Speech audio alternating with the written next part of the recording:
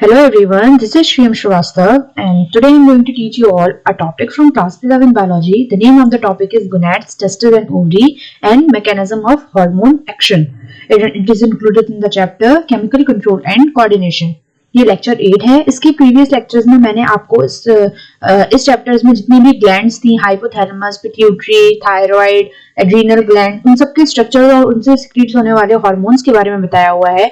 आज इस लेक्चर में हम इस चैप्टर की एंडिंग करेंगे और इस चैप्टर में रिलेटेड जो गोनैड्स हैं, मेनली टेस्टिस एंड ओवरी, उसके बारे में और उससे निकलने वाले हार्मोन्स के बारे में स्टडी करेंगे and mechanism of hormone action. जो हमारे हार्मोन्स हैं वो सेल के अंदर या सेल के बाहर हमारे कौन से रिसेप्टर्स प्रेजेंट होते हैं जिससे हमारे जो हार्मोन्स है वो वर्क कर पाते हैं, इन सब के बारे में आज हम इस चैप्टर में पढ़ेंगे। आज इस लेक्चर में हम पढ़ेंगे और ये लास्ट लेक्चर है। इसके बाद मैं एक एमसीक्यू लेक्चर लूंगी, मल्टीपल चॉइस क्वेश्चंस लेक्चर लूंगी, जिसमें इस चैप्टर से रिलेटेड जो इंपॉर्टेंट क्वेश्चंस हैं पूछे जा चुके हैं प्रीवियस ईयर्स में, नीट में या बोर्ड्स में, उसके बारे में हम लोग डिस्कशन करेंगे। तो आइए सबसे पहले स्टार्ट करते हैं। मैं अपना जो पहला टॉपिक है गोनैड्स, टेस्टिस एंड ओवरी से। सबसे पहले हेडिंग लगाएंगे हम टेस्टिस। सबसे पहले हम हेडिंग क्या लगाएंगे? टेस्टिस। टेस्टिस एंड ओवरी हमारी ह्यूमन बॉडी में पाए जाने वाले प्राइमरी सेक्स ऑर्गन्स होते हैं। ये कौन से होते हैं? प्राइमरी सेक्स ऑर्गन्स होते हैं और ये डुअल फंक्शन परफॉर्म करते हैं। ये प्राइमरी सेक्स ऑर्गन्स भी होते हैं और ये हार्मोन्स को भी सीक्रेट करते हैं। तो ये हमारे उसमें हार्मोन सीक्रेशंस का भी काम करते हैं, प्रोड्यूस हार्मोन्स को प्रोड्यूस करने का काम भी करते हैं। इसलिए ये इनके क्या है? ये इसके डुअल फंक्शंस हैं, दो काम को परफॉर्म करते हैं, डुअल फंक्शंस हैं। अच्छा, टेस्टिस का स्ट्रक्चर देखेंगे, ये आप यहाँ पे टेस्टिस का स्ट्रक्चर देख पा रहे हैं। तो टेस्टिस हमारी बॉडी में एक सैक प्रेजेंट होता है जिसे हम बोलते हैं स्क्रोटल सैक। इसको क्या बोलते हैं? स्क्रोटम। स्क्रोटम इसके अंदर प्रेजेंट होते हैं, स्क्रोटम या स्क्रोटल सैक। स्क्रोटल सैक इसके अंदर हमारे टेस्टिस प्रेजेंट होते हैं और ये जो टेस्टिस होते हैं ये एब्डोमेन के बाहर प्रेजेंट होते हैं। तो अगर इसकी हमसे कोई लोकेशन पूछे तो present outside the abdomen, present outside the abdomen in scrotal sac और scrotal sac। जो टेस्टिस होते हैं वो हमारे कौन से होते हैं? प्राइमरी सेक्स ऑर्गन्स होते हैं और ये हार्मोन प्रोड्यूस करते हैं। इसलिए जो ग्लैंड्स हार्मोन को प्रोड्यूस करती थी उनको हम बोलते थे एंडोक्राइन ग्लैंड्स। इसलिए ये एक एंडोक्राइन ग्लैंड की तरह भी एक्ट करते हैं, also act as endocrine gland, क्योंकि ये हार्मोन को प्रोड्यूस कर रहे हैं। अच्छा, जो टेस्टिस होते हैं हमारे, let me change the pen. जो टेस्टिस होते हैं हमारे वो उसमें दो टाइप की सेल्स प्रेजेंट होती हैं। टेस्टिस में जो सेल्स प्रेजेंट होती है, टेस्टिस की अगर आप हिस्टोलॉजी देखेंगे तो उसमें दो टाइप की सेल्स प्रेजेंट होती हैं। पहली प्रेजेंट होती है जिसे हम बोलते हैं सेमिनिफेरस टिब्यूल, सेमिनिफेरस टिब्यूल्स, और जो दूसरी सेल्स प्रेजेंट होती हैं उसे हम बोलते हैं लेडिक सेल्स और इंटरस्टिशियल सेल्स, इंटरस्टिशियल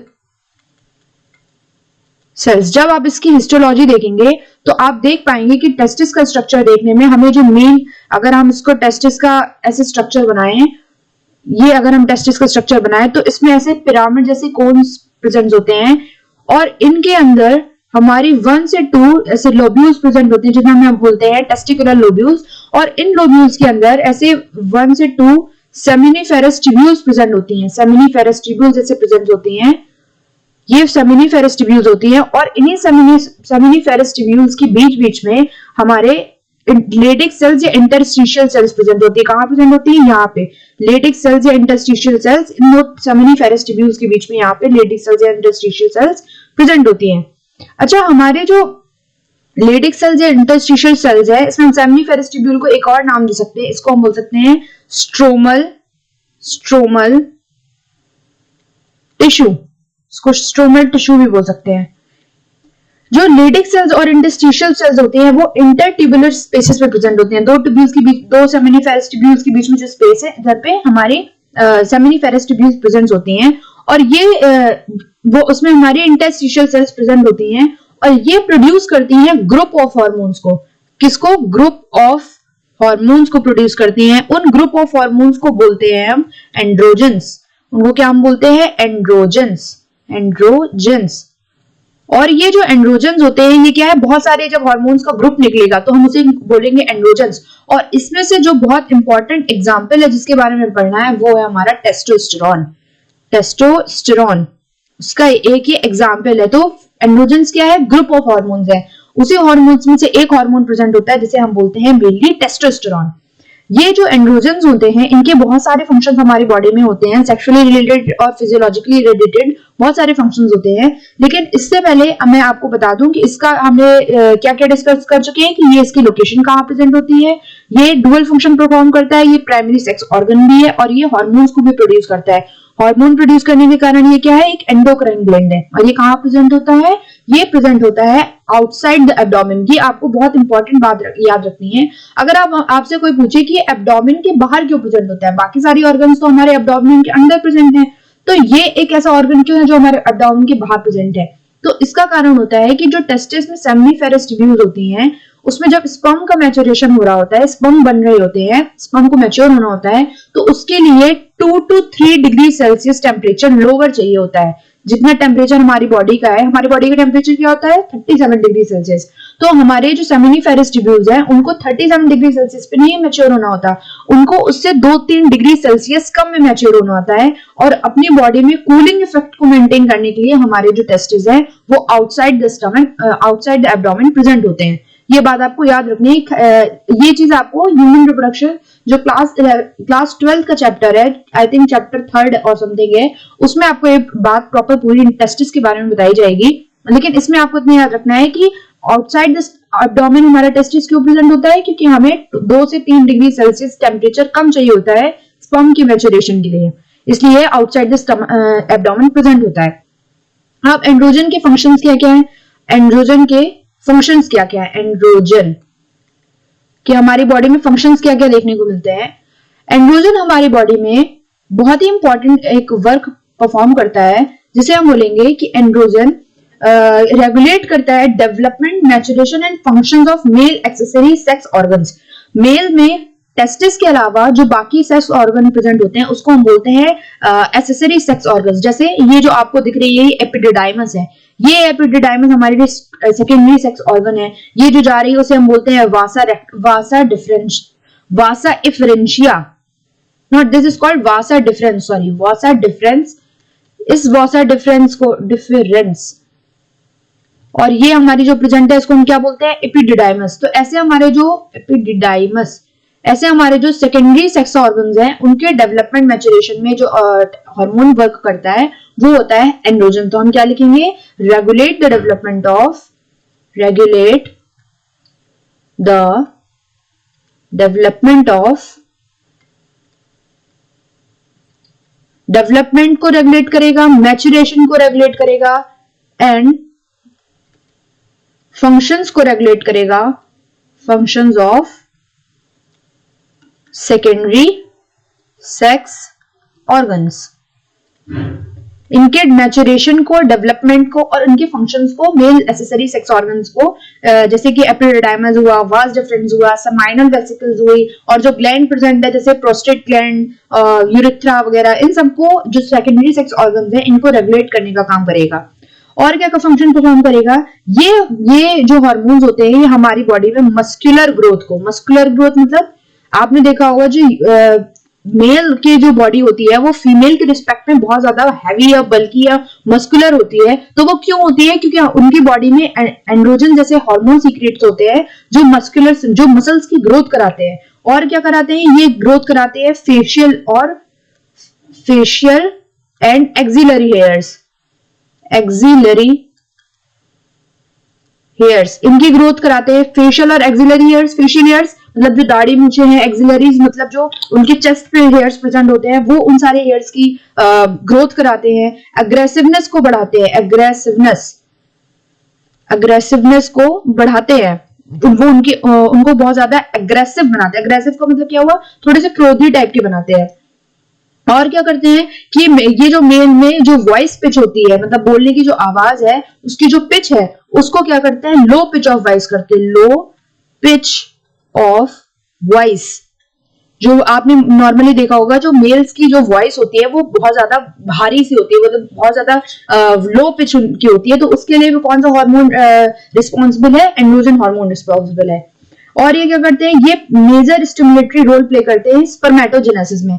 ये स्पर्मेटोजेनेसिस स्पर्मेटोजेनेसिस स्पर्मेटोजेनेसिस मतलब formation of spermatozoa, formation of spermatozoa. Spermatozoa जो स्पर्म के प्रोडक्शन में एक स्टेज पे बनता है, स्पर्मेटोजोआ, उसकी जो प्रोडक्शन है, उसका जो फॉर्मेशन, वो हमारी बॉडी में एंड्रोजन्स कराते हैं। तो इसमें ये बहुत ही मेजर रोल प्ले करते हैं। ये क्या करते हैं? मेजर रोल को इसमें बहुत ज्यादा मेजर रोल प्ले करते हैं।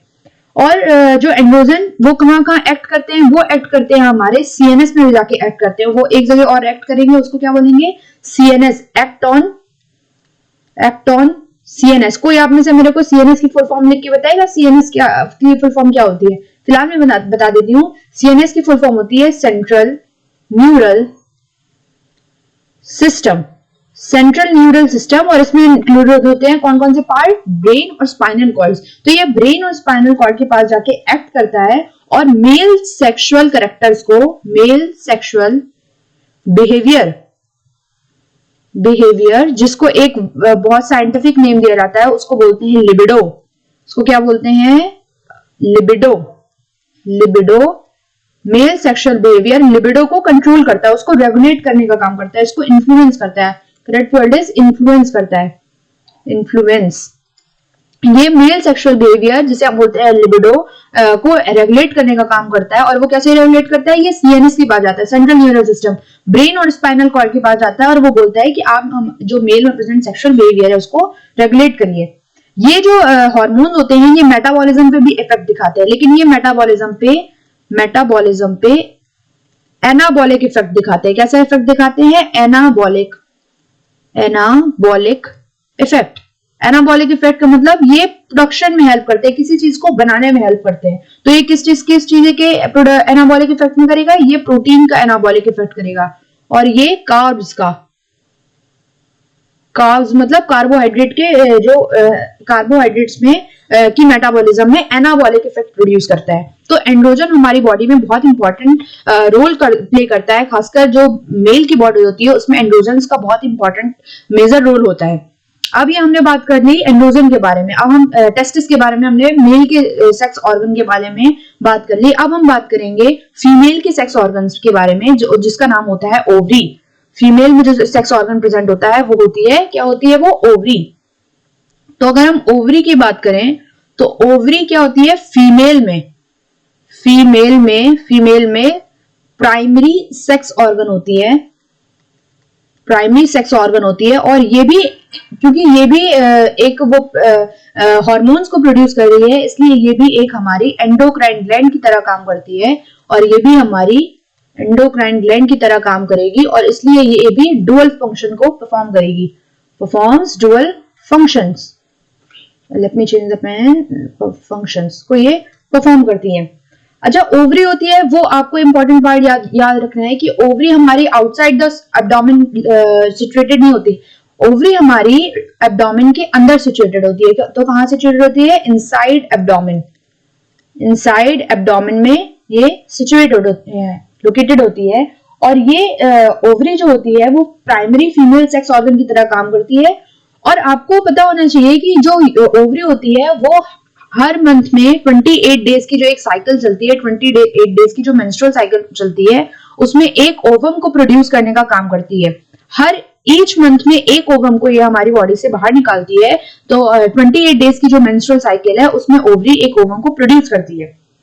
ओवरी बहुत सारे हार्मोन्स को भी प्रोड्यूस करती है, लेकिन आपको इससे याद रखने से पहले ये पता होना चाहिए कि ओवरी में दो टाइप की सेल्स पाई जाती हैं। एक होती है ओवेरियन फॉलिकल्स, एक होती है स्ट्रोमल टिश्यूज। तो ओवेरियन फॉलिकल्स क्या होती हैं? जो ये फॉलिकल्स आपको देखने को मिल रही है, ग्राफियन फॉलिकल्स। सबसे पहले होती है primary follicle, secondary follicle, tertiary follicle, फिर उसके बाद आती है ग्राफियन फॉलिकल्स। तो ये जो इसमें कितने टाइप की सेल्स प्रेजेंट है ओवरी में? ओवरी में प्रेजेंट है दो टाइप की सेल्स। पहली तो है फॉलिकल सेल्स, फॉलिकुलर सेल्स, और दूसरी प्रेजेंट है जो इसमें बेस मटेरियल बना रही है, वो है हमारी स्ट्रोमल सेल्स। स्ट्रोमल, स्पेलिंग गलत हो गई इसकी, जिसके मैं इरेज कर लेती हूं मैं, स्ट्रोमल सेल्स,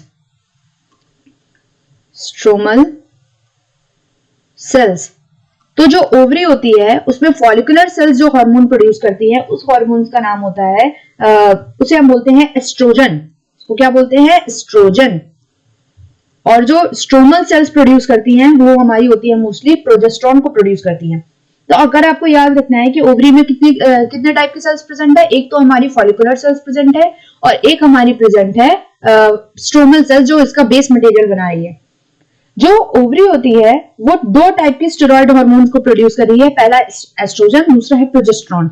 एस्ट्रोजन एंड ये बनाती है प्रोजेस्टेरॉन को। प्रोजेस्टेरॉन कौन बनाता है कि जब 14th डे पे मेंस्ट्रुअल साइकिल चलती है, जब ये 28 दिन की साइकिल है, इस 28 to 30 डेज भी हो सकती है, इस 28 डेज की साइकिल में 14th डे पे क्या होता है, 14th डे पे जो ग्राफियन फॉलिकल है ये रप्चर कर जाती है, और ये जब रप्चर करती है तो इससे सेकेंडरी oocyte या हमारा ओवम बाहर निकलता है। ओवम बाहर निकल जाता है तो ये जो बचा हुआ मटेरियल है वो एक एंडोक्राइन ग्लैंड में चेंज हो जाता है, जैसे हम बोलते हैं कॉर्पस ल्यूटियम, जिसको हम क्या बोलते हैं? Corpus luteum. ये कॉर्पस ल्यूटियम हमारी बॉडी में प्रोजेस्टेरॉन हार्मोन को सीक्रेट करने का काम करता है। तो प्रोजेस्टेरॉन कौन बनाता है? कॉर्पस ल्यूटियम बनाता है। और कॉर्पस ल्यूटियम क्या है? एंडोक्राइन स्ट्रक्चर है। इसको लिख लेते हैं कि at the 14th day of menstrual cycle क्या होता है? 14 डे की मेंस्ट्रुअल साइकिल पे क्या होता है? जो ग्राफियन फॉलिकल है, Graafian follicle ruptures, Graafian follicle फट जाता है, रप्चर कर जाता है, और ग्राफियन फॉलिकल के रप्चर करने पे क्या निकलता है बाहर? दो चीजें होती है। एक तो ओवम सेपरेट हो जाता है, ओवम कम्स आउटसाइड, या ओवम कम्स आउटसाइड, और दूसरा क्या होता है, जो बचा हुआ बेस मटेरियल है वो एक एंडोक्राइन ग्लैंड में चेंज हो जाता है, जिसे हम बोलते हैं कॉर्पस ल्यूटियम। उसको क्या बोलते हैं? Corpus luteum. और ये कॉर्पस ल्यूटियम हमारी बॉडी में प्रोजेस्टेरॉन को बनाने का काम करता है, प्रोजेस्टेरॉन को के लेवल को मेंटेन करने का काम करता है। एस्ट्रोजन और प्रोजेस्टेरॉन हमारी बॉडी में बहुत सारे फंक्शंस परफॉर्म करते हैं, जिसमें सबसे पहले जो बात है हमारा एस्ट्रोजन है। सबसे पहले क्या है? एस्ट्रोजन।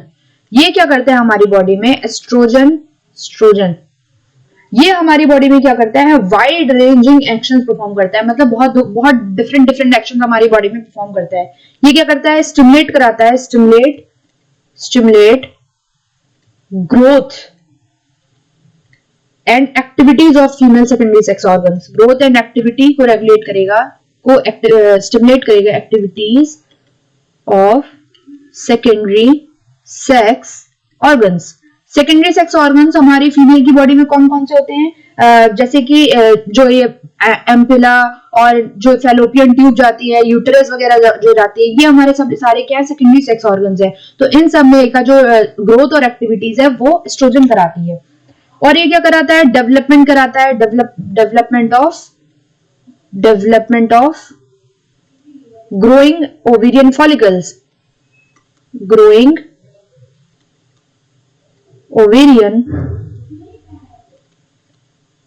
Ovarian follicles. ओवरी में जो फॉलिकल्स बन रही हैं उनकी ग्रोथ, उनका डेवलपमेंट कराता है। ये फीमेल में सेकेंडरी सेक्सुअल कैरेक्टर्स को, appearance of female secondary sexual characters, ये सबका जो काम है वो एस्ट्रोजन का है। तो appearance of female secondary sexual characters. Female में सेकेंडरी सेक्सुअल कैरेक्टर्स क्या क्या होते हैं? ये फीमेल में सेकेंडरी सेक्सुअल कैरेक्टर्स होते हैं, जैसे कि हमारी जो पिच ऑफ वॉइस होती है वो बहुत ज्यादा हाई होती है, तो हाई पिच ऑफ वॉइस। और ये क्या कराता है? प्यूबिक हेयर्स की ग्रोथ कराता है, जो हमारे प्यूबिक हेयर्स की क्या कराएगा? ग्रोथ कराएगा। इन सब में हमारे बॉडी में एस्ट्रोजन रिस्पॉन्सिबल होता है। मेरी सेक्सुअल कैरेक्टर्स के लिए एस्ट्रोजन रिस्पॉन्सिबल होता है। ये मेमोरी ग्लैंड की डेवलपमेंट भी कराता है। मेमोरी ग्लैंड की डेवलपमेंट, इसको डेवलप कराने का काम भी किसका होता है? उसकी डेवलपमेंट में भी हेल्प करता है, हमारा एस्ट्रोजन इसमें हेल्प करता है। ये फीमेल सेक्सुअल बिहेवियर, क्योंकि एक फीमेल में सेक्सुअल सेक्स ऑर्गन से निकलने वाला हार्मोन है, इसलिए फीमेल में सेक्सुअल बिहेवियर को भी सेक्सुअल बिहेवियर इन फीमेल्स, इसको भी ये क्या करता है, रेगुलेट करता है, फीमेल्स को भी रेगुलेट करता है। और ये बहुत ज्यादा वाइड रेंजिंग एक्शंस परफॉर्म करता है। हमने पहली वर्ड क्या बोला था, वाइड रेंज एक्शंस परफॉर्म करता है। वाइड रेंज एक्शंस, अब आपको समझ में आया क्या हुआ वाइड रेंज एक्शन का मतलब, कि ये हमारी जो सेकेंडरी सेक्स ऑर्गन्स है वहां पे भी उनकी भी ग्रोथ करा रहा है, ये ओवरियन फॉलिकल्स की भी ग्रोथ करा रहा है, और फिर ये सेकेंडरी सेक्सुअल डेवलपमेंट भी करा रहा है, और क्या कर रहा है, मेमोरी ग्लैंड का डेवलपमेंट भी करा रहा है, सेक्सुअल बिहेवियर को भी रेगुलेट कर रहा है, बहुत सारे फंक्शंस परफॉर्म कर रहा है, इसलिए इसको बोलेंगे वाइड रेंजिंग एक्शन परफॉर्म करता है एस्ट्रोजन। ये तो बात हुई एस्ट्रोजन की। अब प्रोजेस्टेरॉन हमारी बॉडी में क्या करता है, ये प्रोजेस्टेरॉन की अगर बात करें तो प्रोजेस्टेरॉन को कौन बना रहा था, प्रोजेस्टेरॉन को बना रहा था कॉर्पस ल्यूटियम। प्रोजेस्टेरॉन को कौन बना रहा था, कॉर्पस ल्यूटियम। अगर हम इसको थोड़ा सा आगे लें तो यहां पे हम लिख सकते हैं कि प्रोजेस्टेरॉन को बना रहा था कॉर्पस ल्यूटियम। किसने बनाया था इसको, कॉर्पस ल्यूटियम। तो कॉर्पस ल्यूटियम तब मेंटेन रहता है हमारी बॉडी में जब प्रेगनेंसी हो, जब जो ये ओवम है, ओवम स्पर्म से मीट करके जाइगोट बना ले, और जाइगोट के बाद वो इम्प्लांटेशन हो जाए और हमारी जो मदर है उनमें क्या हो, प्रेगनेंसी हो जाए। तो प्रेग्नेंट मदर में जो प्रोजेस्टेरॉन है वो बहुत ही इंपॉर्टेंट रोल प्ले करता है। वो क्या कराता है, जो प्रेगनेंसी है इसको सपोर्ट करता है, क्या करता है, सपोर्ट्स प्रेगनेंसी।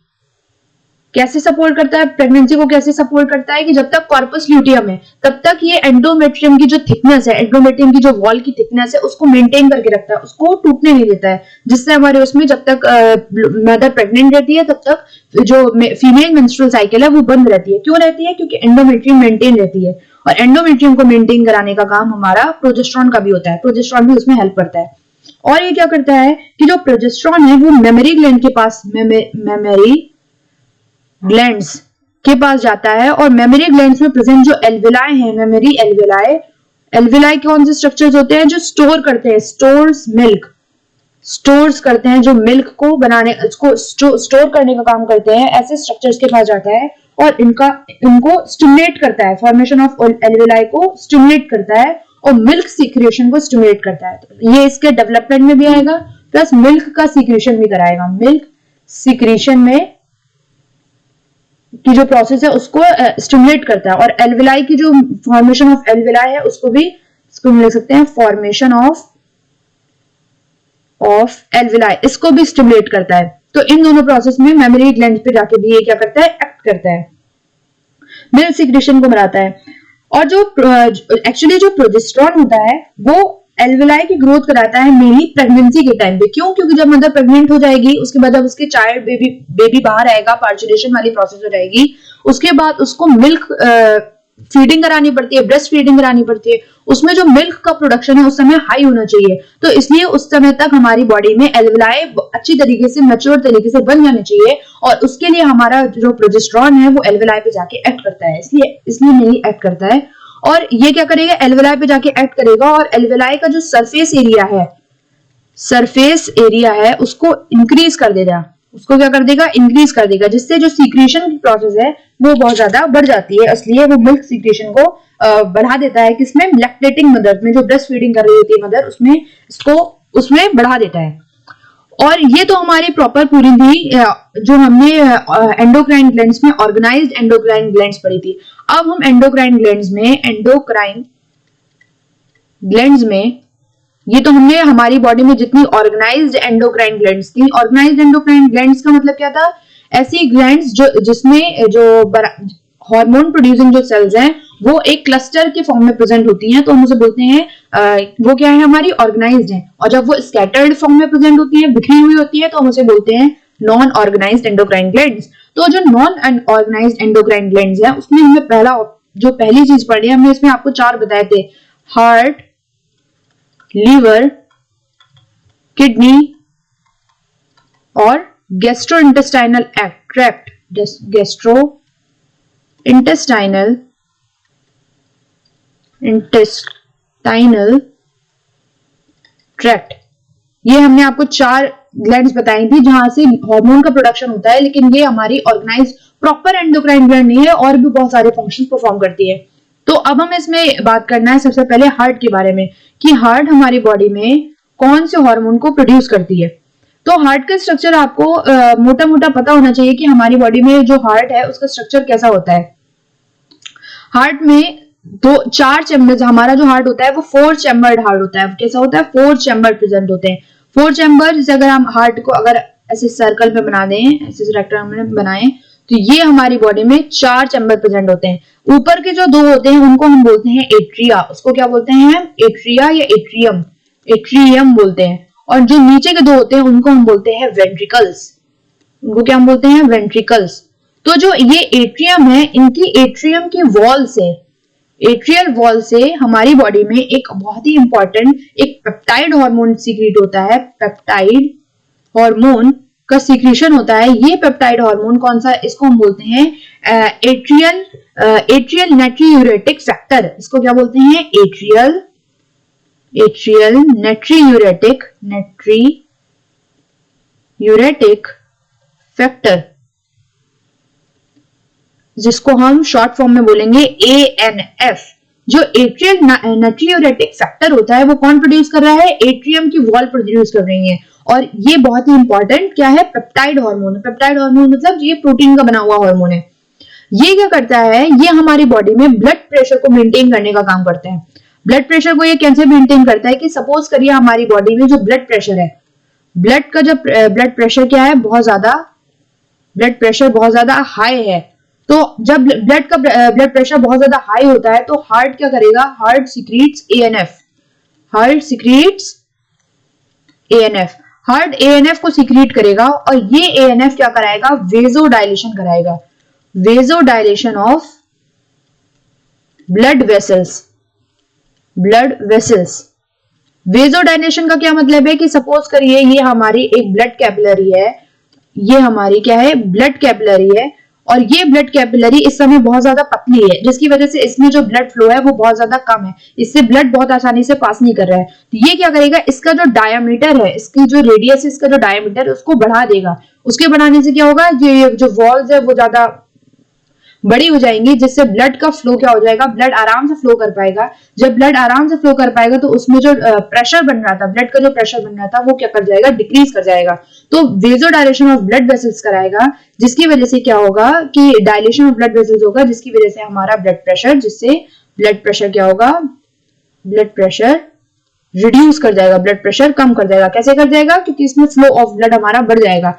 जितना अगर सपोज करिए इससे हमारा जो ब्लड था वो बहुत ही कम उसमें फ्लो कर रहा था पहले। जो अगर आपने वो घर में देखा होगा कि जब हमें किसी एक टारगेट लोकेशन में फोर्स से पानी भेजना होता है तो हम जो पाइप होता है उसको एक जगह से दबा देते हैं, तो क्या होता है? उसमें जो फ्लो है वो उस समय उसमें जो वाटर का फ्लो है वो कम हो जाता है। उसमें क्या हो जाता है? प्रेशर बढ़ जाता है, पानी बहुत तेजी से बाहर आता है। लेकिन अगर हमें उस पानी को नॉर्मली बाहर फेंकना होता है तो उसका जो डायमीटर हम उसको बढ़ा देते हैं, जिससे एग्जाम्पल की जो ट्यूब था, जो पाइप था, उससे पानी नॉर्मली उसमें बाहर जाता है, जिससे उसका क्या हो जाता है? ब्लड का जो प्रेशर है, जिससे पानी का जो प्रेशर है वो बहुत ज्यादा कम हो जाता है।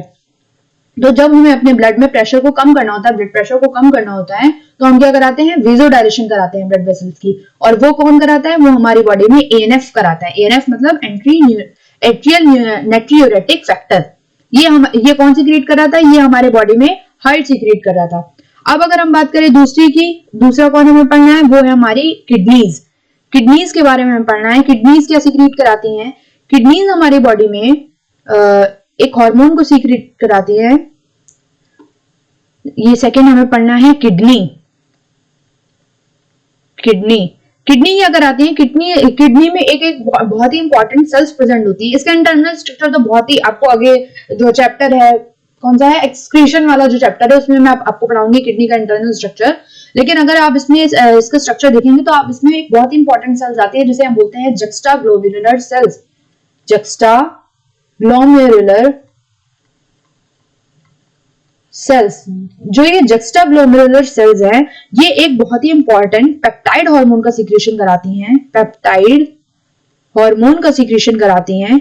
ये पेप्टाइड हार्मोन को कहते हैं इरिथ्रोपोइटिन या इरिथ्रोपोइटिन हार्मोन, इसको क्या बोलते हैं? इरिथ्रोपोइटिन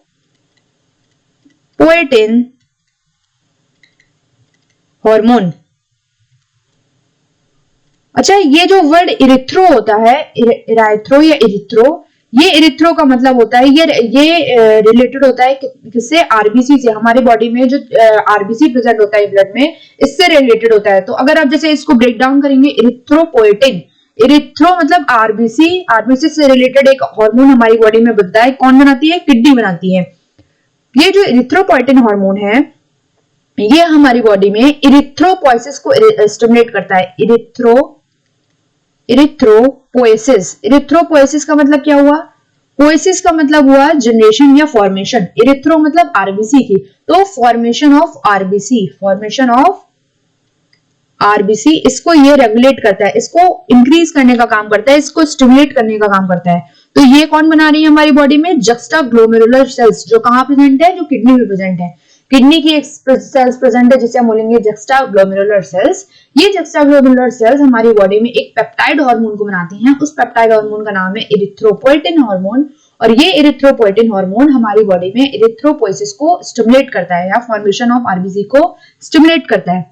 नेक्स्ट, ये तो हो गई किडनी वाली बात। अब हमें जो लास्ट ग्लैंड पढ़नी है वो है हमारी गैस्ट्रो इंटेस्टाइनल ट्रैक्ट, जो हमारी ह्यूमन में क्या प्रेजेंट है? ह्यूमन में gastro intestinal tract, human gastro intestinal tract. Gastro intestinal tract का मतलब क्या हुआ? गैस्ट्रो का मतलब होता है, गैस्ट्रो वर्ड यूज किया जाता है, गैस्ट्रो ये वर्ड यूज किया जाता है स्टमक से रिलेटेड। कुछ वर्ड है जो आपको याद रखने हैं, जैसे गैस्ट्रो का मतलब हुआ वो स्टमक से रिलेटेड है, इरिथ्रो का मतलब हुआ इराइथ्रो या इरिथ्रो का मतलब हुआ वो आरबीसी से रिलेटेड है, रीनल का मतलब हुआ वो किडनी से रिलेटेड है। ठीक है, ये सारे वर्ड्स आपको याद रखने हैं। तो गैस्ट्रो मतलब जो स्टमक और इंटेस्टाइन का जो ये पूरा ट्रैक्ट है, इसमें बहुत सारी एंडोक्राइन ग्लैंड्स प्रेजेंट होती हैं जो बहुत सारे हार्मोन्स को सीक्रेट करती हैं। तो गैस्ट्रो इंटेस्टाइनल ट्रैक्ट मतलब गैस्ट्रो ये स्टमक और इंटेस्टाइन ये स्मॉल इंटेस्टाइन और लार्ज इंटेस्टाइन। ये तो आपको पता है ना, कि इसके पहले वाले चैप्टर्स में आप पढ़ चुके हैं कि ये हमारी कौन है? ये हमारा स्टमक है। ये स्टमक के बाद ये इंटेस्टाइन का, स्मॉल इंटेस्टाइन का जो सबसे पहला पार्ट है वो है डिओडेनम। डिओडेनम के बाद ये जहां कहा जाके खुलता है? जेजुनम में, और जेजुनम के बाद ये जो लास्ट पार्ट है ये होता है हमारा इलियम। ठीक है, ये आपको ज्यादा अभी याद नहीं रखने की जरूरत है। आप इतना इसमें याद रखिए कि जो हमारे स्टमक और इंटेस्टाइन का जो ट्रैक्ट है उसमें हमारे 4 हार्मोन्स का सीक्रेशन होता है, जो मेन 4 हार्मोन्स को बनाती है। तो इसमें कौन सी सेल्स प्रेजेंट होती हैं? Endocrine cells. एंडोक्राइन सेल्स जो प्रेजेंट है हमारी गैस्ट्रोइंटेस्टाइनल ट्रैक्ट में, वो सीक्रेट करती है बहुत सारे पेप्टाइड हार्मोन्स को। किसको सीक्रेट करेगी? पेप्टाइड हार्मोन्स को। पेप्टाइड हार्मोन्स को। ये पेप्टाइड हार्मोन्स कौन कौन से हैं? पहला है कि ये सीक्रेट करती है गैस्ट्रिन हार्मोन को। दूसरा ये सीक्रेट करती है सीक्रेटिन को, सीक्रेटिन हार्मोन को। तीसरा ये सीक्रेट करती है सीसीके या कोलिसिस्टोकाइनिन। और चौथा सीक्रेट करती है ये गैस्ट्रिक इनहिबिटरी हार्मोन, या जिसको हम बोलेंगे गैस्ट्रिक इनहिबिटरी पेप्टाइड या जीआईपी। आप इसको यहाँ पे लिख सकते हैं जीआईपी, गैस्ट्रिक, या यहाँ पे आप इसको लिख सकते हैं जीआईपी, गैस्ट्रिक इनहिबिटरी पेप्टाइड। जो गैस्ट्रिन हार्मोन्स हैं, सीक्रेटिन हार्मोन्स हैं और कोलिसिस्टोकाइनिन हार्मोन्स है और जीआईपी हार्मोन्स हैं, इनको बनाने वाली सेल्स कहाँ प्रेजेंट है? गैस्ट्रोइंटेस्टाइनल ट्रैक्ट में। तो आइए एक एक करके बात करते हैं कि कौन कौन से जो हार्मोन्स है वो कौन कौन से फंक्शन परफॉर्म करते हैं। तो जो सबसे पहला हार्मोन है हमारा गैस्ट्रिन हार्मोन। ये गैस्ट्रिन हार्मोन क्या करता है? गैस्ट्रिक ग्लैंड्स या स्टमक पे जाके एक्ट करता है और HCl के और पेप्साइनोजन इनके प्रोडक्शन को बढ़ा देता है। तो कहाँ करता है? Acts on gastric glands. Gastric glands मतलब गैस्ट्रिक ग्लैंड्स ऐसी ग्लैंड्स जो स्टमक में प्रेजेंट है। स्टमक में प्रेजेंट ग्लैंड्स के पास जाके ये एक्ट करता है और ये प्रोड्यूस कराता है HCl एंड पेप्साइनोजन। पेप्साइनोजन आपने सुना होगा डाइजेशन एंड एब्जॉर्प्शन वाले चैप्टर में, ये डाइजेशन में हेल्प करता है, एक एंजाइम है जो डाइजेशन में हेल्प करता है। तो ये HCl हाइड्रोक्लोरिक एसिड एंड पेप्साइनोजन इनके जो प्रोडक्शन है इसको क्या करता है? इंक्रीज करने का काम करता है, इसको इसके प्रोडक्शन को स्टिमुलेट करेगा, बढ़ाने का काम करेगा। सेकेंड जो हार्मोन है हमारा सीक्रेटिन हार्मोन, ये सीक्रेटिन हार्मोन कहाँ पे एक्ट करता है, पेनक्रियाज में एक्ट करता है, ये एक्ट ऑन पेनक्रियाज, पेनक्रियाज के पास जाता है, और ये पेनक्रियाज के कौन से पार्ट के पास जाता है, exocrine, exocrine part of pancreas को एक नाम बोलते थे, आप में से कोई लोग मेरे को लिख के बताएंगे कि इसको क्या बोलते थे, फिलहाल मैं बता देती हूँ, इसको बोलते थे एसाइने ऑफ पेनक्रियाज, एसाइनी ऑफ पेनक्रियाज, ये एसाइनी ऑफ पेनक्रियाज के पास जाता है, और ये एसाइनी ऑफ पेनक्रियाज के पास जाके वाटर और बाइकार्बोनेट आयंस की सीक्रेशन को बढ़ा देता है, किसके, water H2O and bicarbonate ions जैसे HCO3 ions, HCO3 negative ions के जो सीक्रेशन है, सीक्रेशंस को इंक्रीज कर देता है, वो क्या कर देता है, इंक्रीज कर देता है। तो ये कहाँ एक्ट कर रहा है, ये एक्सोक्राइन पार्ट पे एक्ट कर रहा है। ये बहुत इंपॉर्टेंट बात है कि आपको याद रखना है, अक्सर क्वेश्चन से पूछा जाता है कि जो सीक्रेटिन हार्मोन है वो कहाँ पे एक्ट करता है, वो पेनक्रियाज के एक्सोक्राइन पार्ट पे एक्ट करता है। नेक्स्ट हार्मोन कौन सा है, नेक्स्ट हार्मोन है CCK या कोलिसिस्टोकाइनिन। ये जो कोलिसिस्टोकाइनिन हार्मोन है ये पेनक्रियाज पे भी एक्ट करता है। Let me change the pen, ये eraser, just let me change the pen. ये कहाँ एक्ट कर रहा है, ये हमारी बॉडी में पेनक्रियाज में भी एक्ट करता है, और प्लस गॉल ब्लैडर में भी एक्ट करता है। गॉल ब्लैडर, आपको पता होगा गॉल ब्लैडर का हमारी बॉडी में क्या काम होता है, ये स्टोर करते हैं बाइल जूस को जो पेनक्रियाज सीक्रेट कर रहा है। तो ये पेनक्रियाज और गॉल ब्लैडर दोनों के पास एक्ट करता है और सीक्रेशन कराता है पेनक्रियाटिक एंजाइम का। पेनक्रियाज के पास जाएगा और इससे क्या सीक्रेट कराएगा, पेनक्रियाटिक एंजाइम्स, पेनक्रियाटिक एंजाइम को सीक्रेट कराएगा, और जो गॉल ब्लैडर के पास जाएगा और उससे बोलेगा कि आप सीक्रेट करो secretion of bile juice, bile juice जो आपने स्टोर करके रखा है उसको बाहर निकालो, उसके सीक्रेशन को क्या करता है, बढ़ा देता है, रिस्पेक्टिवली इन दोनों के सीक्रेशन को बढ़ा देता है। तीसरी जो हमारे पास चौथा जो हार्मोन प्रेजेंट है जिसे हम बोलते हैं गैस्ट्रिक इनहिबिटरी पेप्टाइड, इसको क्या बोलते हैं, gastric inhibitory peptide, gastric inhibitory peptide. ये गैस्ट्रिक इनहिबिटरी पेप्टाइड या GIP ये क्या करता है, इनहिबिटरी से आपको समझ में आ रहा होगा, ये किसी एक काम को करने से रोकता है, इनहिबिट करता है। तो ये किस काम को करने से रोकता है, ये गैस्ट्रिक की सिक्रेशन, मतलब जो स्टमक के सिक्रेशंस हैं, गैस्ट्रिक सिक्रेशंस एंड मोटिलिटी को ये रोकता है।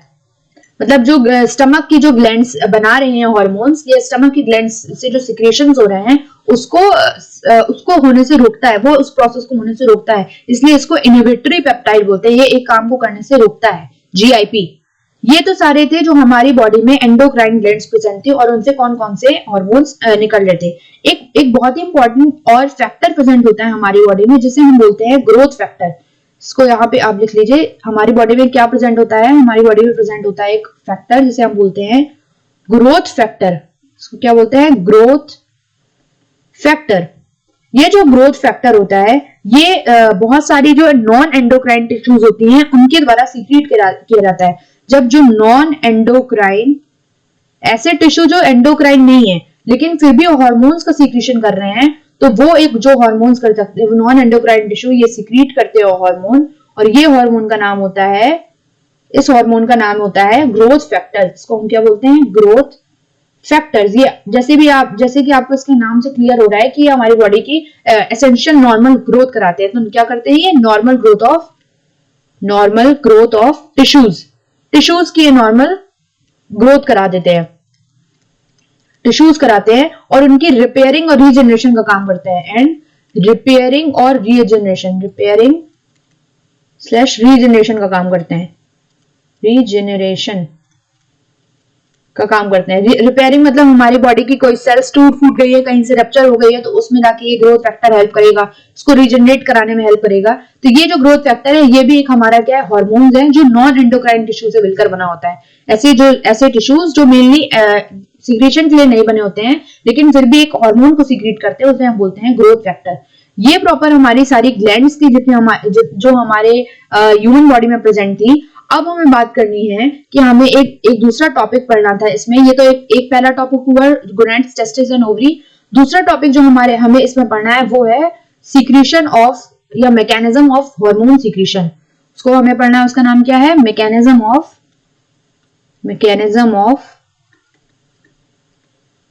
Hormone secretion. जो हमारी बॉडीज में हॉर्मोन्स बन रहे हैं उसकी क्या फिजियोलॉजी है, उसकी वो क्या कैसे एक्ट कर रहा है वो हमारे सेल्स पे, उसकी जो मैकेनिज्म है वो अब हमें पढ़नी है। तो हमारी बॉडी में जो हार्मोन होते हैं वो मोस्टली दो टाइप्स के होते हैं, एक होते हैं लिपिड सॉल्युबल और एक होते हैं लिपिड सॉल्युबल, एक होते हैं वाटर सॉल्युबल। तो आपको एक दो तीन पॉइंट्स याद रखने हैं इसमें कि पहली बात तो जो हार्मोन्स जब एक बार मेन ब्लड स्ट्रीम में एंटर कर गया तो वो हमारी बॉडी की किसी भी सेल तक पहुंच सकता है। जैसे अगर रिवर, सपोज करिए ब्लड की जो मेन स्ट्रीम है उसको आप मानिए रिवर, जैसे गंगा रिवर है, तो गंगा रिवर अगर कानपुर की चारों ओर से होके बह रही है तो एक पॉइंट पे अगर कोई आदमी उसमें कोई कचरा डालता है तो वो कचरा ऑल ओवर होते हुए उस कानपुर के सारे पॉइंट से गुजरेगा और वो सारे उन सारे प्लेसेस पे जाएगा जहां पे नॉर्मल चीजें नहीं पहुंच रही थी। तो अगर एक बार मेन ब्लड स्ट्रीम में अगर एक बार हमारा हार्मोन एंटर कर गया तो वो हमारी बॉडी की किसी भी सेल तक पहुंच सकता है, रीच इनटू एनी सेल तक वो हमारी बॉडी की पहुंच सकता है। लेकिन हमारी बॉडी में जो हार्मोन, जैसे हमारी बॉडी में इतने सारे हार्मोन्स निकल रहे हैं तो वो अगर सारी सेल्स तक पहुंच रहे हैं तो वो सारी सेल्स तक पहुंचने के बाद उन सारी सेल्स वो फंक्शंस क्यों नहीं परफॉर्म कर रही हैं। सपोज करिए अगर हमारी जो टेस्टिस थी वो टेस्टोस्टेरोन को बना रही थी तो वो टेस्टोस्टेरोन मेनली जाके उस जगह पे क्यों एक्ट कर रहा था जहां पे उसका फंक्शन होना चाहिए। जैसे अगर वो हेयर ग्रोथ का फंक्शन है तो वो हमारी स्किन की सेल्स की केवल फेशियल हेयर्स को ही क्यों कर रहा था, वो हमारी बॉडी में और नॉर्मल जगह पे भी तो हेयर प्रेजेंट होते हैं, वहां पे क्यों नहीं एक्ट कर रहा था वो। तो इसका कारण होता है कि जो हार्मोन्स होते हैं वो अपने अपने स्पेसिफिक रिसेप्टर पे जाके बाइंड करते हैं, कहीं पे भी नहीं जाके बाइंड हो जाते। वो क्या करते हैं, स्पेसिफिक रिसेप्टर्स पे जाके बाइंड करते हैं, डिफरेंट काइंड ऑफ सेल्स में जाके बाइंड नहीं करते, एक टारगेट सेल्स में जाके बाइंड करते हैं। जहां उनका काम है वो उसी सेल्स के पास ही उसका फंक्शन हमें देखने को मिलेगा, जाएगा वो सबके पास। जैसे अगर सपोज करिए जैसे कि जो भगवान श्री राम थे उनको अपना मैसेज सीता मैया के पास पहुंचाना था तो उन्होंने किसको एक मैसेंजर बना के भेजा था, हनुमान जी को हमारे पास मैसेंजर बना के भेजा था। तो वो जो हनुमान जी थे वो आप उसको समझ लीजिए हमारी बॉडी में प्रेजेंट होने वाला हार्मोन। अब वो जो हार्मोन है वो जाएगा तो प्रॉपर पूरी लंका के चारों तरफ घूमा, लेकिन अपना सिग्नल बताया किसको जाके, सीता मैया को। तो बताया किसको जाके, टारगेट सेल पे जाके बताया। तो टारगेट सेल्स क्या है, जहां पर हमें अपना बॉडी को जो हार्मोन सीक्रेट हो रहा है, जिस टारगेट टिश्यू के पास, जिस टारगेट ऑर्गन के पास हमें अपना सिग्नल पहुंचाना है, जो हार्मोन है हमारा वो वहीं जाके एक्ट करेगा। तो all hormones do not act in the same way, सारे के सारे हॉर्मोन्स हमारे सेम वे में एक्ट नहीं करते हैं क्योंकि उनके पास स्पेसिफिक रिसेप्टर्स प्रेजेंट होते हैं। क्या प्रेजेंट होते हैं, स्पेसिफिक रिसेप्टर प्रेजेंट होते हैं, स्पेसिफिक रिसेप्टर्स प्रेजेंट होते हैं। और ये जो रिसेप्टर्स होते हैं ये क्या होते हैं, स्पेसिफिक प्रोटीन्स होते हैं, वहां पे जाके हमारे हॉर्मोन्स बाइंड करते हैं। तो हॉर्मोन्स अपना इफेक्ट प्रोड्यूस करते हैं टारगेट टिश्यू पे by binding to their specific proteins. इन स्पेसिफिक प्रोटीन्स को हम बोलते हैं स्पेसिफिक रिसेप्टर, और जो कहां पे लोकेटेड होते हैं, जो केवल टारगेट सेल्स पर ही लोकेटेड होते हैं। और जो हार्मोन्स हमारे दो टाइप के थे, मैंने आपको इसके पहले 2-3 बार बताया हुआ है कि हार्मोन हमारे कितने टाइप के हैं, हार्मोन्स 2 टाइप के हैं, एक है वाटर सॉल्युबल, एक है हमारे वाटर सॉल्युबल और एक है हमारे लिपिड सॉल्युबल हार्मोन्स। अच्छा, अब एक बात आपको समझ में आनी चाहिए कि जैसे सपोज करिए रिसेप्टर और हार्मोन्स की क्या कहानी है। रिसेप्टर हार्मोन्स की ये कहानी है कि अगर आप हार्मोन को समझे एक की, हार्मोन को आप क्या समझ लीजिए कि ये एक ताला है, ये एक चाबी है, और रिसेप्टर क्या है, रिसेप्टर हमारा है एक लॉक या ताला। तो उस ताले की चाबी, जब सपोज करिए ये हमारा रिसेप्टर है, तो इस रिसेप्टर अगर ये स्पेसिफिक एक हार्मोन के लिए बना हुआ है तो जब वो हार्मोन इस पे बाइंड करेगा तभी ये रिसेप्टर एक्ट करेगा, वरना इसके अलावा इस पे और कोई भी हार्मोन बाइंड कर जाए उस पे वो फंक्शन परफॉर्म नहीं करेगा, वो एक्ट नहीं करेगा। तो जैसे अगर हम अपने जैसे हमारे उसमें ताले और चाबी का कनेक्शन है, वैसे ही हमारे हार्मोन और रिसेप्टर का भी कनेक्शन होता है। ठीक है, तो जब हमारे बॉडी में ये जो हार्मोन होते हैं वो रिसेप्टर से जाके बाइंड कर जाते हैं तो वो एक कॉम्प्लेक्स बनाते हैं जिसे हम बोलते हैं हार्मोन रिसेप्टर कॉम्प्लेक्स। उसको हम क्या बोलते हैं, hormone receptor complex, receptor complex. और ये जो हार्मोन रिसेप्टर कॉम्प्लेक्स होते हैं ये पहले क्या, ये किसके पास जाएंगे, या तो ये टारगेट सेल्स के पास, जो टारगेट लोकेशन है सेल्स की, या तो न्यूक्लियस या सेल मेम्ब्रेन, वहां पे जाएंगे और अल्टीमेटली हमारी बॉडी में बायोकेमिकल चेंजेस कराएंगे जिससे फिजियोलॉजिकल चेंजेस हमें देखने को मिलते हैं।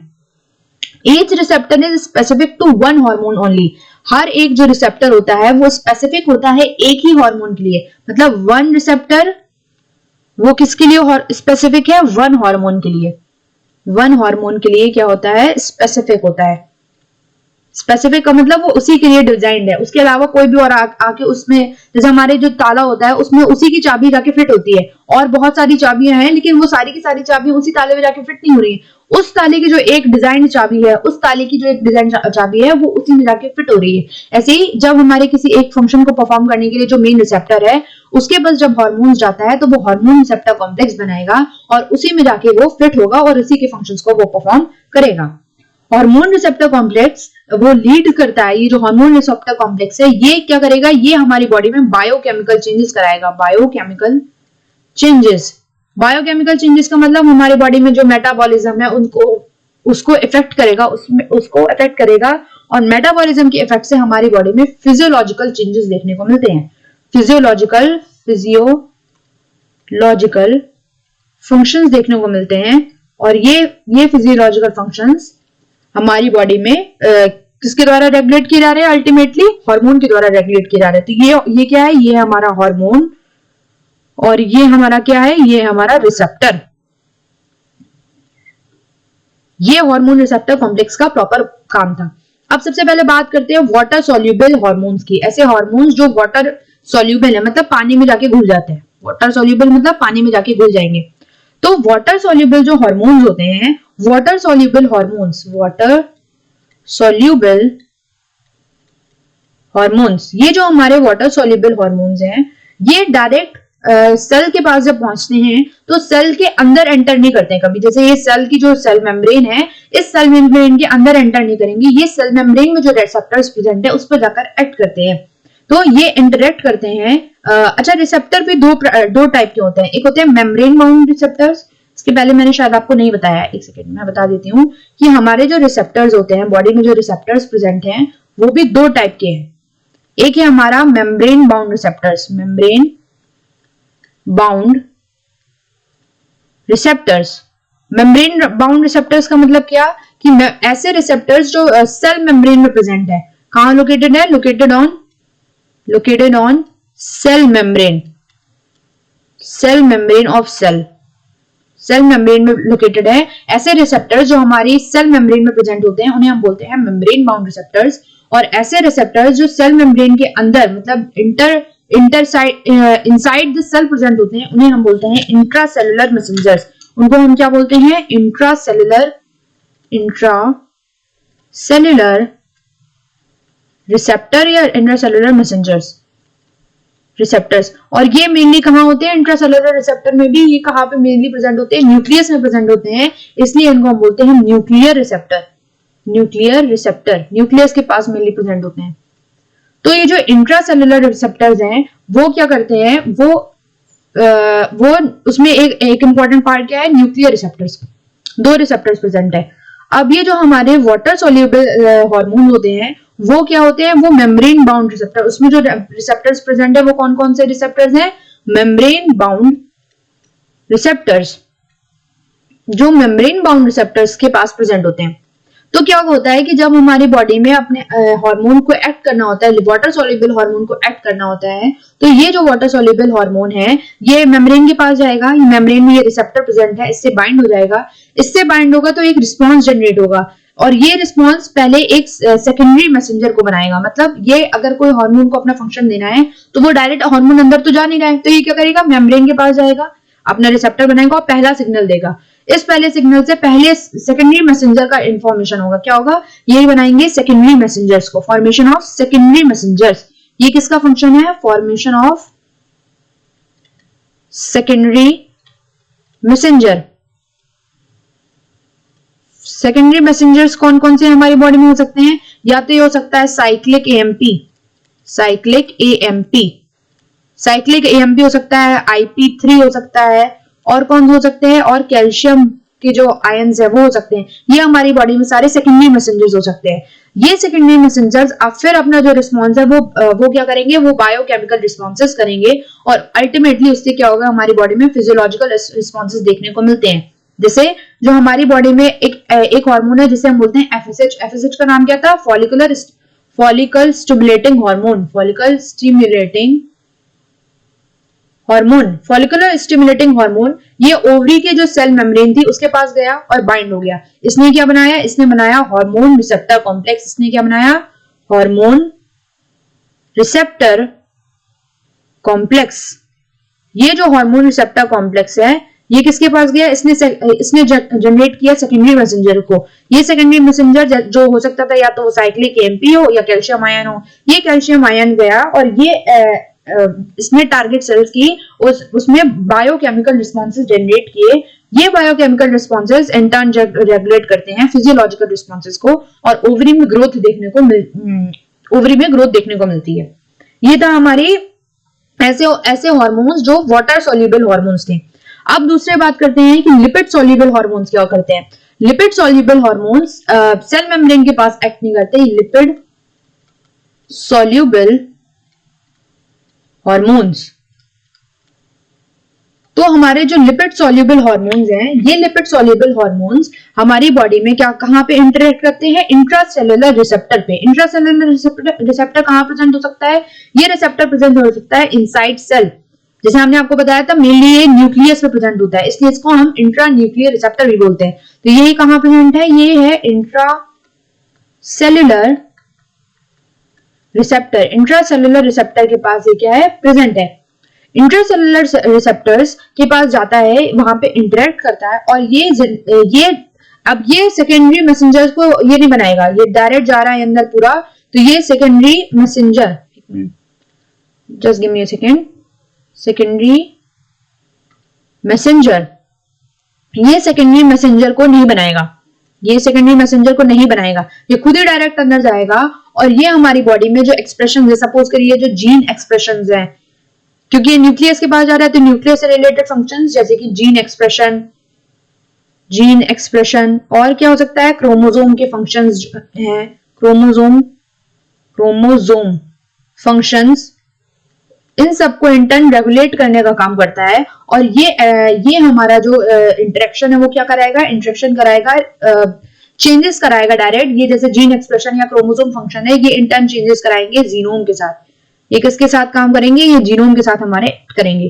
तो क्या हुआ, ये जो हार्मोन था, जैसे कि एग्जांपल एस्ट्रोजन हार्मोन जो लिपिड सोल्यूबल हार्मोन है, ये हमारी सेल मेम्ब्रेन के पास इसके रिसेप्टर प्रेजेंट नहीं है, ये अंदर गया डायरेक्ट, ये सेल के अंदर गया और ये न्यूक्लियस के अंदर प्रेजेंट एक कॉम्प्लेक्स से जाके बनाया और इसने बनाया हमारा हार्मोन रिसेप्टर कॉम्प्लेक्स। ये हमारा क्या बनाया, हार्मोन रिसेप्टर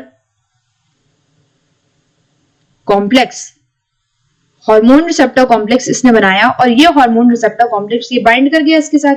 ये अल्टीमेटली जो हमारे ह्यूमन बॉडी में प्रेजेंट जीनोम है, ये न्यूक्लियस है, उस पे जाके एक्ट करेगा और ये उससे क्या बनाएगा, प्रोटीन्स वगैरह या जो उसका फंक्शन है वो परफॉर्म कराएगा और अल्टीमेटली हमें फिजियोलॉजिकल रिस्पॉन्सेस देखने को मिलते हैं। अब इसमें कौन से हार्मोन्स आते हैं, इसमें आते हैं स्टेरॉयडल हार्मोन्स। स्टेरॉयडल हार्मोन्स ये हमारे लिपिड सॉल्युबल होते हैं। स्टेरॉयडल हार्मोन्स, ग्रोथ की लिख रही हूं मैं, जस्ट एक सेकेंड। स्टेरॉयडल हार्मोन्स, ये स्टेरॉयडल हार्मोन्स हो सकते हैं और कौन कौन से हो सकते हैं, आयोडोथायरोनिन, ये ऐसे जो हार्मोन्स होते हैं वो हमारे लिपिड सॉल्युबल हार्मोन्स होते हैं। तो आयोडोथायरोनिन या स्टेरॉयडल हार्मोन में जैसे एस्ट्रोजन है, एस्ट्रोजन निकला, एस्ट्रोजन डायरेक्ट गया जो हमारे न्यूक्लियस है और न्यूक्लियस के अंदर जो रिसेप्टर प्रेजेंट है उस पर जाके बाइंड करेगा और बनाएगा हार्मोन रिसेप्टर कॉम्प्लेक्स। ये हार्मोन रिसेप्टर कॉम्प्लेक्स जीनोम में अल्टीमेटली जीन एक्सप्रेशन या क्रोमोसोम के फंक्शंस को चेंज करके जीनोम में चेंजेस करेंगे और इसका रिजल्ट हमें देखने को मिलेगा एज अ रिजल्ट की टिश्यू की ग्रोथ होगी या डिफरेंशिएशन, ये वगैरह हमें फिजियोलॉजिकल रिस्पॉन्सेज देखने को मिलते हैं। ये क्यूमुलेटिव बायोकेमिकल रिएक्शंस कराते हैं। ठीक है, ये प्रॉपर पूरा इस चैप्टर में। अच्छा, एक पॉइंट बहुत इंपॉर्टेंट याद रखने वाली है कि जो water soluble water soluble hormones होते हैं वो रिस्पेक्टिवली फास्टर होते हैं, और जो लिपिड सोल्यूबल होते हैं, लिपिड सोल्यूबल हार्मोन्स जो होते हैं, हार्मोन्स वो रिलेटिवली स्लोअर होते हैं। वो क्या होते हैं? रिलेटिवली स्लोअर होते हैं, मतलब बहुत धीरे धीरे एक्ट करते हैं, लेकिन ये क्या करते हैं? लास्ट लॉन्गर, मतलब धीरे तो एक्ट करते हैं लेकिन देर तक एक्ट करते हैं then action of lipid, then action of water soluble substances. मतलब अगर हमें बहुत इंपॉर्टेंट या कोई बहुत फास्टली किसी एक्शन को परफॉर्म करना है तो हम यूज करेंगे वाटर सोल्यूबल, लेकिन अगर हमको धीरे धीरे और लंबे टाइम पीरियड के लिए काम कराना है तो हम यूज करेंगे लिपिड सोल्यूबल हार्मोन को। तो ये हमें आज हमने इस लेक्चर्स में क्या क्या पढ़ लिया? आज हमने इस लेक्चर में जितने भी हमारे ओवरी और टेस्टिस से निकलने वाले हार्मोन्स हैं, जो गोनैड से निकलने वाले हार्मोन्स हैं, और नॉन ऑर्गेनाइज्ड एंडोक्राइन ग्लैंड से निकलने वाले हार्मोन्स हैं, उन सब के बारे में पढ़ लिया। मैकेनिज्म ऑफ हार्मोन एक्शन पढ़ लिया। इसी के साथ ये चैप्टर एंड होता है। इस चैप्टर में जितने भी टॉपिक्स कवर करे जा रहे थे उसका मैंने आपको डिटेल एक्सप्लेनेशन पढ़ाया है। नेक्स्ट चैप्टर जो हम चालू करेंगे वो हमारा होगा न्यूरल कंट्रोल एंड कोऑर्डिनेशन, और उसके बाद हम सेंस ऑर्गन्स के पास जाएंगे, और फिर हम क्लास 11th की जो स्ट्रेटेजी है उसमें हम अपवर्ड मूव करेंगे। मैंने ये जो पढ़ाई अपनी, मैंने जो आपको ये पढ़ाना चालू किया है वो लास्ट चैप्टर से पढ़ाना चालू किया है। जो क्लास 11th का लास्ट चैप्टर था केमिकल कंट्रोल एंड कोऑर्डिनेशन, मैंने वहां से आपको पढ़ाना चालू किया है। हम लास्ट से फर्स्ट की तरफ जाएंगे, लास्ट टू फर्स्ट जाएंगे। सबसे पहले हमने केमिकल कंट्रोल एंड कोऑर्डिनेशन पढ़ा, इसके बाद हम जाएंगे न्यूरल कंट्रोल एंड कोऑर्डिनेशन के बाद फिर सेंस ऑर्गन्स, उसके बाद मैं आपको आगे बताती चली जाऊंगी। आप ऐसे ही लेक्चर्स को कंटिन्यू रखिए, और अगर आपको कोई भी डाउट आता है इस लेक्चर्स में, कोई भी डाउट है, तो अगर आपको कोई भी डाउट है तो आप मेरे को कमेंट करके पूछ सकते हैं, मैं आपको इसका प्रॉपर आंसर जरूर करूंगी।